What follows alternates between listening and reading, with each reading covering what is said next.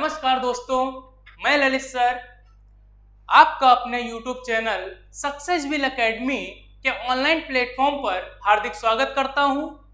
जैसा कि पिछली क्लास में हमारी बात चल रही थी लिविंग की प्रॉपर्टी पे, और लिविंग की पहली प्रॉपर्टी हमने बताई थी कि बताई थी कि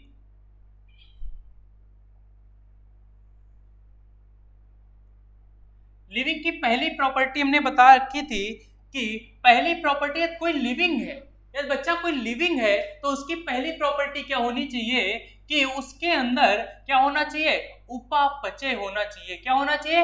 उपापचय होना चाहिए। उपापचय जिसे आप बोलते हैं मेटाबॉलिज्म होना चाहिए। ये हम प्रॉपर्टी बता चुके थे आपको कि उपापचय क्या होता है। उपापचय दो टाइप का होता है सर, एक होता है अपचयन और एक होता है उपचयन। अपचयन में सर हमने क्या बताया था? अपचयन में बताया था कि जब, यदि मैं साइंस के दृष्टिकोण से बोलूं, कि जब जटिल अणु सरल अणुओं में टूटते हैं तो ऐसी अभिक्रिया को क्या बोलते हैं? उपापचय कहते हैं। और यदि मैं उपचयन की परिभाषा बताऊं तो मैं बोलूं कि जब छोटे छोटे अणु मिलकर आपस में मिलकर एक बड़ा अणु बनाते हैं तो ऐसी रासायनिक अभिक्रिया को क्या बोलते हैं? उपचयन की क्रिया बोलते हैं। इतनी बात आपको समझ आ गई थी। तो अब मैं बात करता हूं उसके आगे। यदि कोई लिविंग है तो दूसरी प्रॉपर्टी क्या होनी चाहिए सर? दूसरी प्रॉपर्टी होनी चाहिए बच्चा, उसके अंदर क्या होना चाहिए? उसके अंदर होना चाहिए रेस्पिरेशन। क्या होना चाहिए? रेस्पिरेशन मतलब श्वसन होना चाहिए। क्या होना चाहिए? श्वसन। भाई आप कैसे सजीव कह पाएंगे? किसी को सजीव कैसे कह पाएंगे? कोई प्रॉपर्टी हम ऐसे नहीं कह दिए आप कि सर जो ऑक्सीजन लेता है कार्बन डाइऑक्साइड छोड़ता है सजीव है, जो सांस लेता, ऐसे आपने ये नहीं, ये तो बच्चों वाली बात हो गई। आप कैसे बोलेंगे कि आप सर जिसके अंदर उपापचय होता है वो सजीव होता है और जिसके अंदर रेस्पिरेशन होता है वो श्वसन होता है। तो थोड़ी सी रेस्पिरेशन को हम स्पष्ट कर दें, श्वसन के बारे में थोड़ा सा आपको बताते हैं। इसको उपापचय आप पढ़ चुके थे तो इसको रख कर देते हैं यहाँ पे। अब देखिए भाई, तो रेस्पिरेशन श्वसन के बारे में हम आप पे चर्चा करते हैं कि श्वसन क्या होता है। समझिए श्वसन प्रक्रिया क्या होती है बच्चा। तो समझिए श्वसन का मतलब बच्चा होता है जो हमारे चारों तरफ वायुमंडल में क्या है? वायु है, और वायु में बहुत विभिन्न गैसें मौजूद हैं, ठीक है ना। तो वायुमंडल से हम क्या करते हैं बच्चा?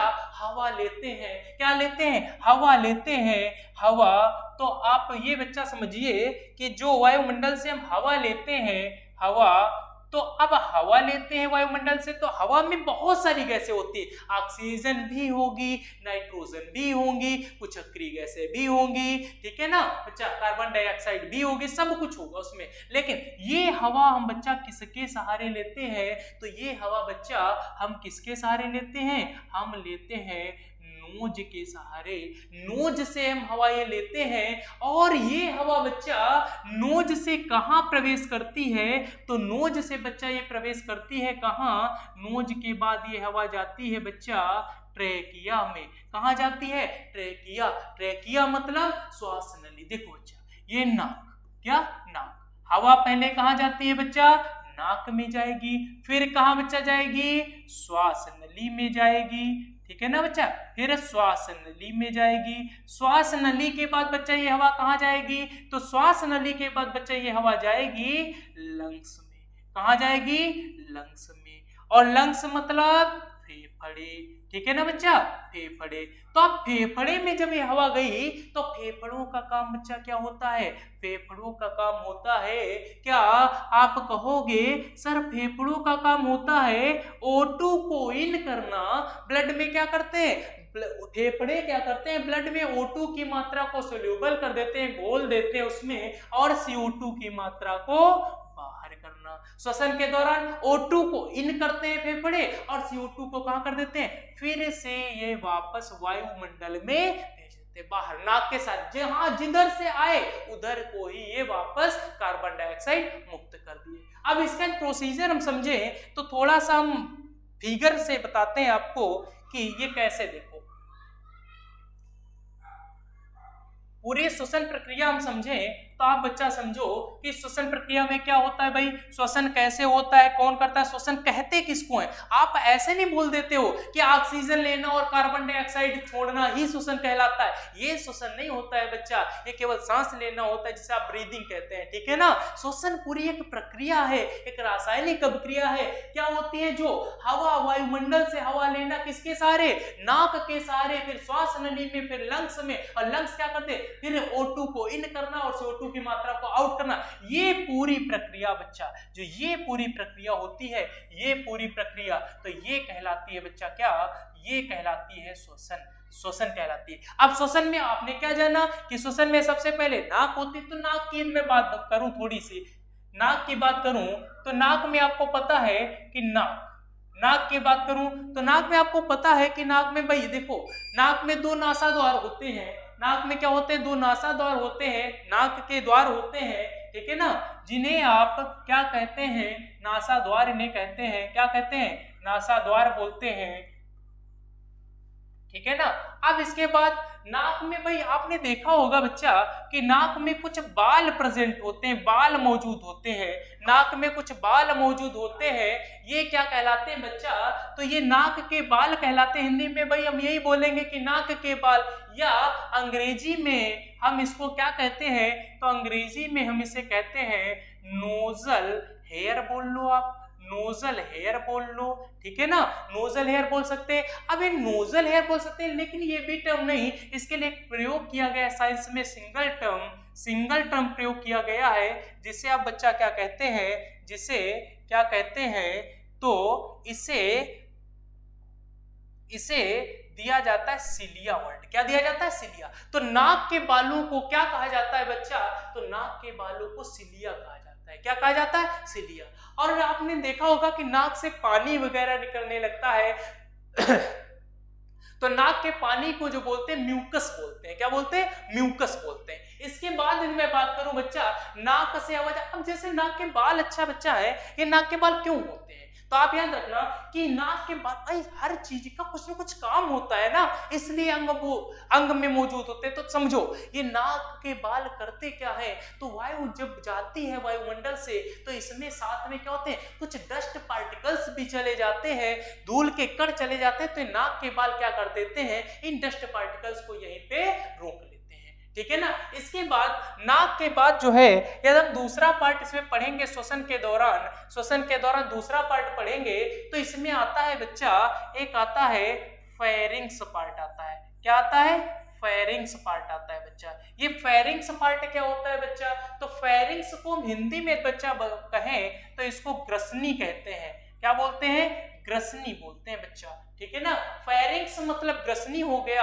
अब बच्चा समझो कि फेरिंग्स से क्या है, ग्रसनी, तो फेरिंग्स से क्या होता है, तो समझो बच्चा, देखो ये जैसे हमने मान लिया कि ये नाक का द्वार, ये क्या है, नाक वाला द्वार हो गया, ठीक है ना, ये नाक वाला हो गया। अब इसके बाद ये जो आता है, ये मुख द्वार आता है, ये मुख द्वार आता है, ये कौन सा है, मुख द्वार आता है, मुख द्वार, ये मुख द्वार हो गया, और ये नाक वाला नासा द्वार हो गया। तो ये जहां पे बच्चे ये एक दूसरे से मिलते हैं ना, जहां पे नाक, या कह सकते हैं नाक वाली पाइप और मुंह वाली पाइप जहां एक दूसरे को मिलते हैं, इसको क्या बच्चा बोलते हैं, तो इसको बोलते हैं फेरिंग्स बोलते हैं। क्या बोलते हैं, ग्रसनी बोलते हैं बच्चा। इतनी बात आपको समझ आ गई होगी, ठीक है ना। तो अब आगे बढ़ते हैं। इसके बाद यदि मैं बात करूं तो ये कुछ ऐसे टर्म चलेगा। अब यदि मैं बात करूं इसके आगे की,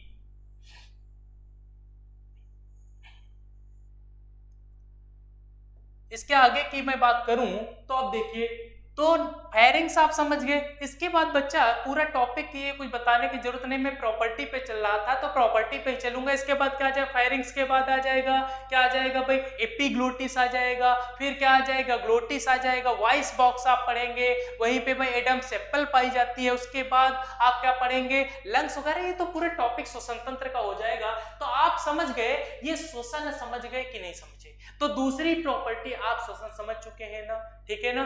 तो आपने क्या समझा कि सर हम लिविंग किसको बोल सकते हैं, सर हम लिविंग बोल सकते हैं नंबर 1 जिसके अंदर मेटाबॉलिज्म होना चाहिए, सर दूसरी क्या नंबर 2 जिसके अंदर श्वसन होना चाहिए। अब नंबर 3 आगे बढ़ते हैं, अब आगे समझिए। सर तो पंखा दे दो।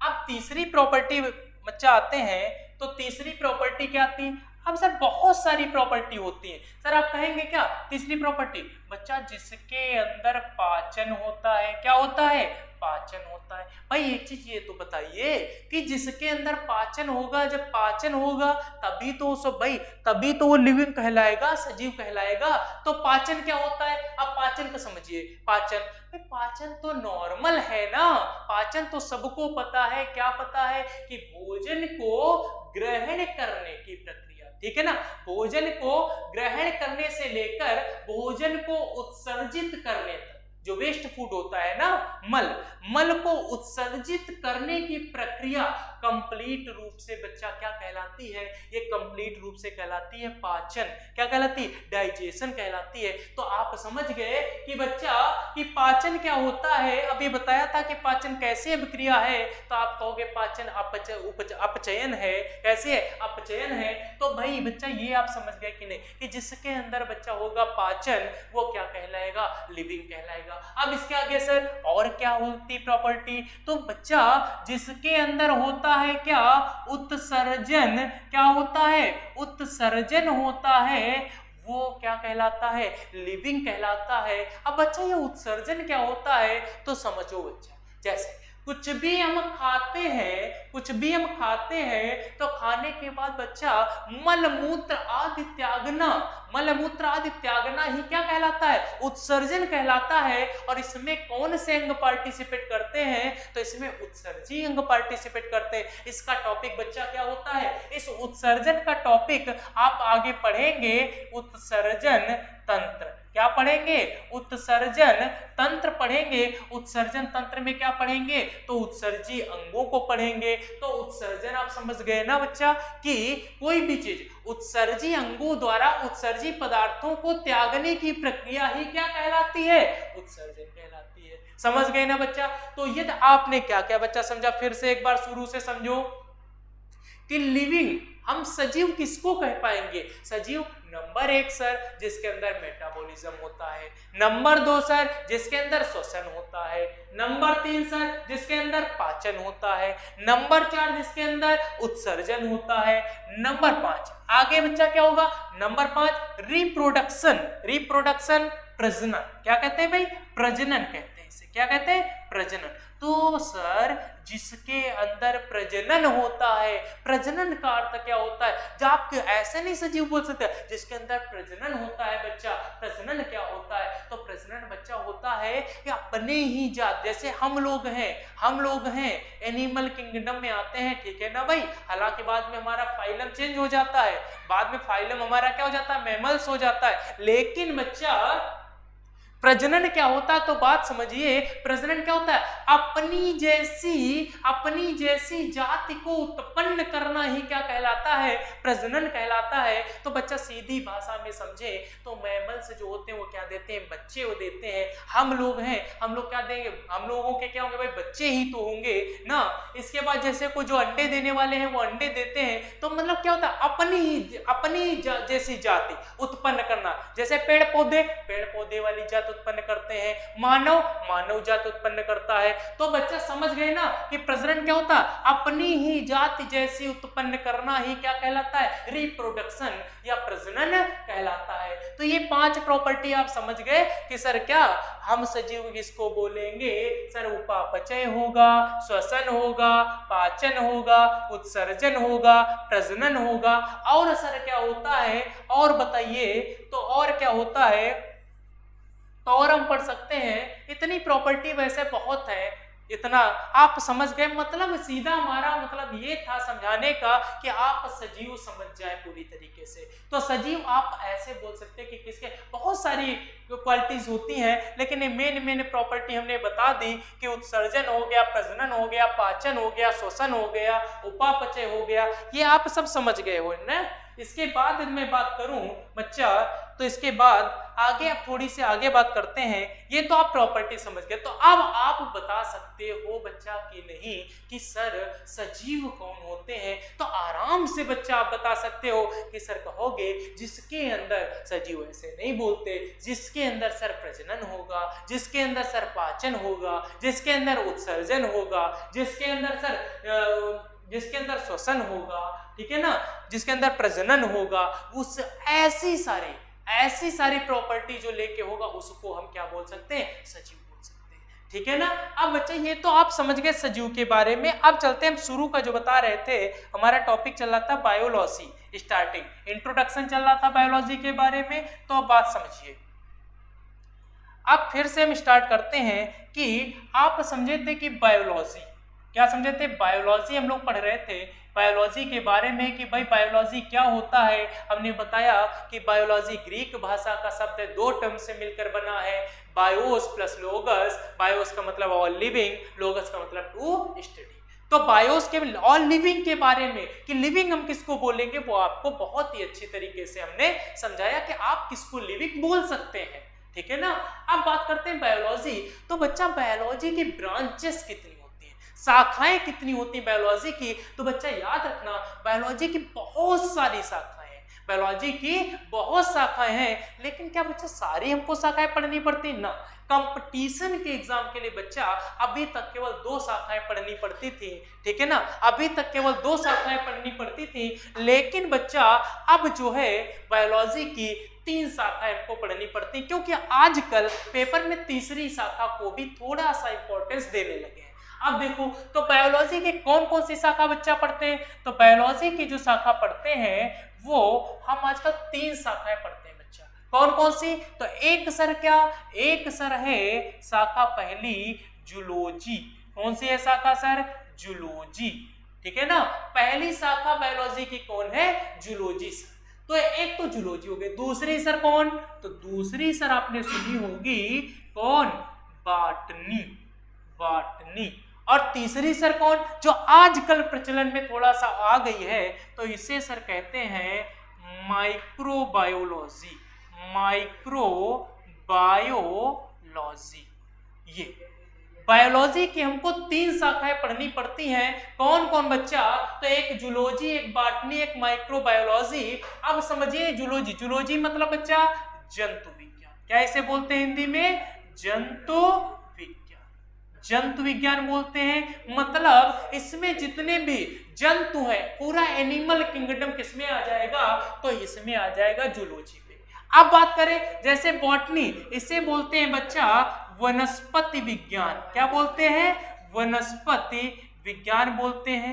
क्या बोलते हैं बच्चा, वनस्पति विज्ञान बोलते हैं। अब इसमें क्या आ जाएगा, इसमें पूरा का पूरा प्लांट किंगडम आ जाएगा, पूरा का पूरा पादप जगत इसमें आप पढ़ेंगे। अब माइक्रोबायोलॉजी, इसे बोलते हैं बच्चा सूक्ष्म जीव विज्ञान। क्या बोलते हैं, सूक्ष्म जीव विज्ञान, सूक्ष्म जीव विज्ञान।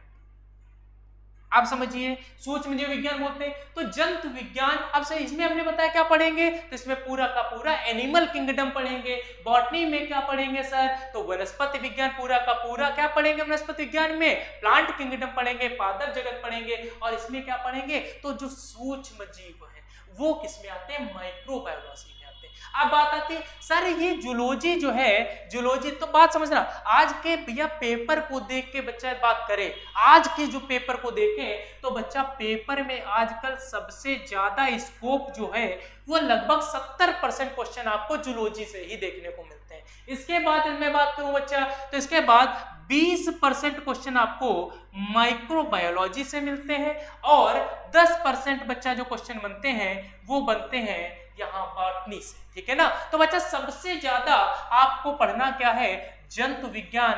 हालांकि पढ़ना सब कुछ है, लेकिन जो सबसे ज्यादा पेपर में पूछता ये है, और हमको निकालना है पेपर, तो पेपर के दृष्टिकोण से सबसे इंपॉर्टेंट हमारा है जूलॉजी। और सबसे पहले जो टॉपिक हम स्टार्ट करेंगे बच्चा, वो स्टार्ट करेंगे जूलॉजी, ठीक है ना। तो अब एक चीज बस ये थोड़ी समझ लीजिए बच्चा कि जूलॉजी का बोला जाता है कि फादर ऑफ जूलॉजी, जंतु विज्ञान का पिता किसे कहा जाता है। भाई जंतु विज्ञान का पिता किसे कहा जाता है, फादर ऑफ जूलॉजी किसे कहा जाता है बच्चा। तो याद रखना, फादर ऑफ जूलॉजी आप बोलते हो अरस्तु को। किसे बोलते हो, अरस्तु को बोलते हो।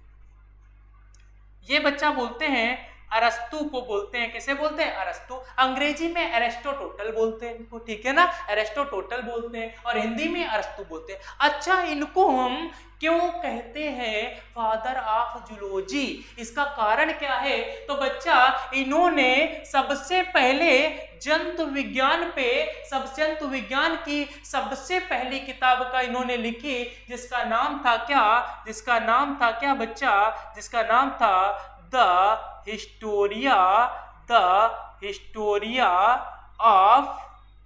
ऑफ एनिमेलिया,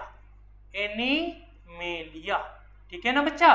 तो इनकी सबसे पहले इन्होंने क्या किया था, इन्होंने सबसे पहले जंतु विज्ञान की किताब लिखी थी, द हिस्टोरिया ऑफ एनिमेलिया।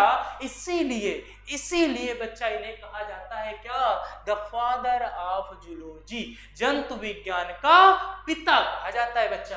अब बात करते हैं बॉटनी की। तो बच्चा ऐसे ही फादर ऑफ बॉटनी किसे कहा जाता है, फादर ऑफ बॉटनी किसे कहा जाता है, फादर ऑफ बॉटनी किसे कहा जाता है। तो आप सर कैसे किसे कहते हैं भाई, बताइए जल्दी से, फादर ऑफ बॉटनी। तो फादर ऑफ बॉटनी किसे कहते हैं, थियोफ्रेस्टस। किसे कहते हैं बच्चा,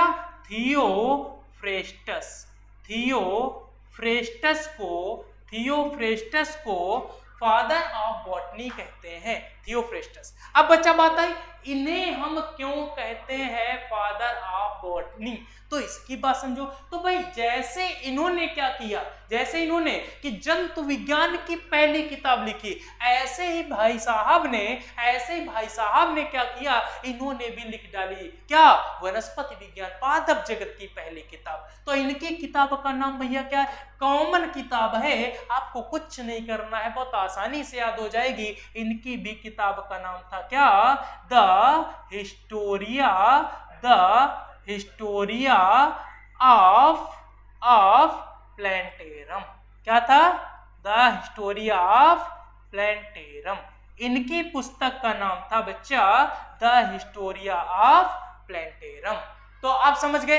अब आप इतना तो समझ गए ना बच्चा कि जूलॉजी का पिता किसे कहते हैं, आप कहोगे अरस्तु को, एरिस्टोटल को। क्यों कहते हैं, क्योंकि सर इन्होंने जंतु विज्ञान की पहली किताब लिखी जिसका नाम था द हिस्टोरिया ऑफ एनिमेलिया।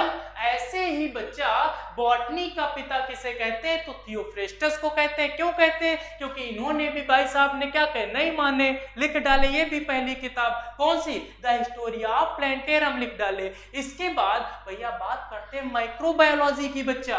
तो माइक्रोबायोलॉजी, सूक्ष्म जीव विज्ञान, अरे भाई तो इसका भी तो कोई पिता होगा, इसका भी तो कोई पिता होगा। कौन है इसका पिता, बताइए भाई। अच्छा थोड़ा पानी पी ले भाई।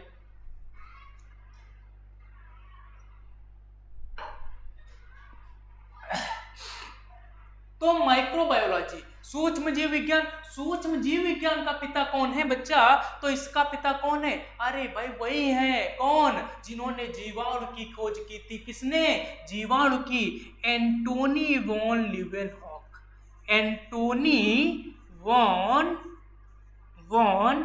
ल्यूवेनहॉक, ठीक है ना बच्चा।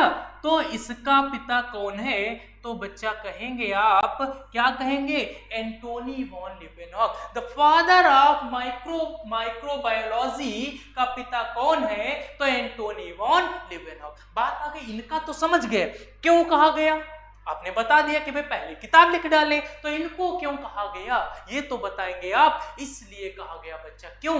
क्योंकि भाई साहब ने भी क्या कर दिया, एक अजूबा कर दिया। क्या कर दिया? इन्होंने खोज कर डाली बच्चा, किसकी? माइक्रोब्स की कर डाली। इन्होंने सबसे पहले माइक्रोब्स की खोज कर डाली। किसकी बच्चा? जीवाणु की खोज कर डाली। किसकी? जीवाणु की खोज कर डाली। और इसलिए इसे इन्हें क्या कहा जाता है? फादर ऑफ माइक्रोबायोलॉजी कहा जाता है। थोड़ी देर बच्चा लाइट थोड़ी चली गई है, बस 2 मिनट का